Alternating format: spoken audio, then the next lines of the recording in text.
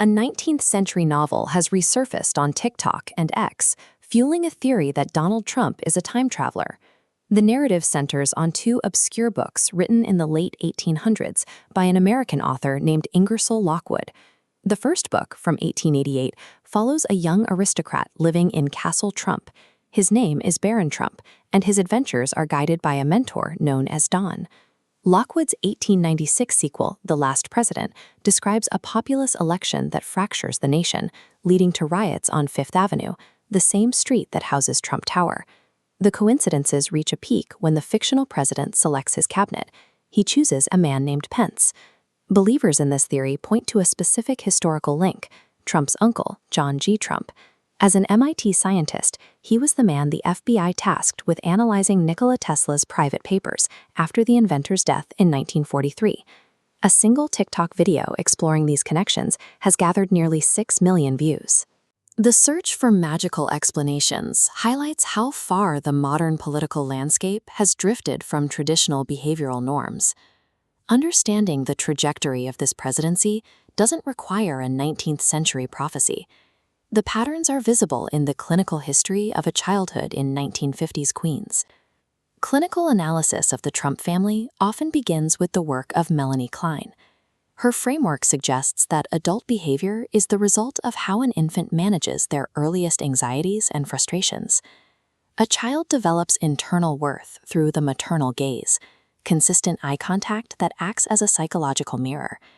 But after severe health complications, Mary Trump became emotionally remote, leaving young Donald without this critical anchor during his development. Without that early internal mirror, a child struggles to build self-esteem from within. They become dependent on the attention of others to verify their existence. This infantile hunger persists into adulthood. It manifests as a lifelong requirement for media validation and a frantic search for the camera's eye. In his mother's absence, Donald's worldview was defined by Fred Trump. His rigid, authoritarian father categorized the world into killers and losers, showing open contempt for weakness. Survival required suppressing all vulnerability to avoid being crushed by the dominant power. This adaptation emerged early. At 5 years old, Donald was caught throwing rocks at a defenseless toddler in a playpen, a calculated exercise of power. This is identification with the aggressor. To feel safe from a terrifying authority figure, the victim adopts the traits of the abuser. The public sees this as an inherent political masterstroke. Viewed clinically, it is the desperate survival tactic of a boy proving to his father he cannot be broken.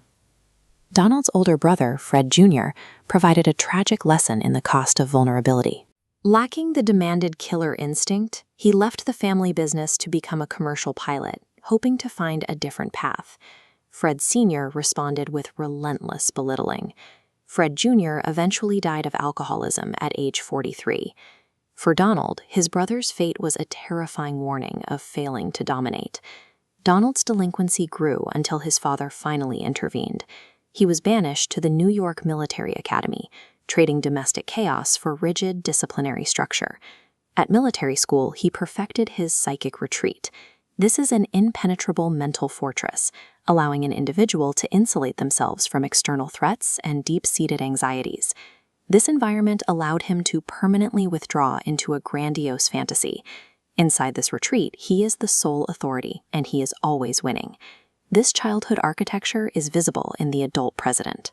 He obsesses over crowd sizes, demands absolute personal loyalty, and reacts with immediate hostility to any form of dissent. On the global stage, these actions function as the reflexive defenses of a psychic retreat. The president creates a barrier against any reality that threatens the stability of his internal fortress. Internet conspiracies offer a sense of magical purpose to events that feel chaotic. They transform the stressful realities of politics into an irresistible puzzle. There are no magical prophecies buried in 19th century novels. There is only the predictable, repeating loop established by childhood.